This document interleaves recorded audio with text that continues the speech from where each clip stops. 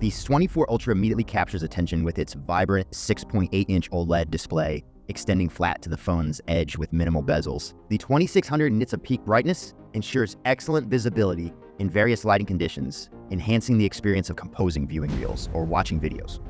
Constructed with a titanium body reminiscent of the iPhone 15 Pro and Pro Max, the S24 Ultra features a pleasing matte finish. The phone feels comfortable in hand, although it tends to be a bit slippery. The absence of a case during testing raised concerns, but thanks to the new Qualcomm Snapdragon 8 Gen 3 processor, the phone responded swiftly to commands. The eye-based editing features exhibited promptness, outperforming comparable features on the Google Pixel 8.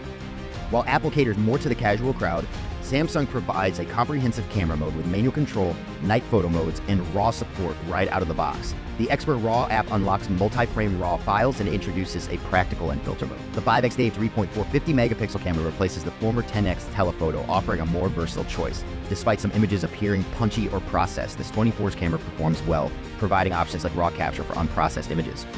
In the realm of video capture, the S24 Ultra maintains an edge with 8K recording, a feature still absent in phones from Apple and Google. While the 8K recording offers a resolution advantage over 4K, the video output displays common issues of over-sharpening and high contrast typical of smartphone video capture. The Pro Video module provides advanced controls, but the absence of log capture limits post-processing flexibility.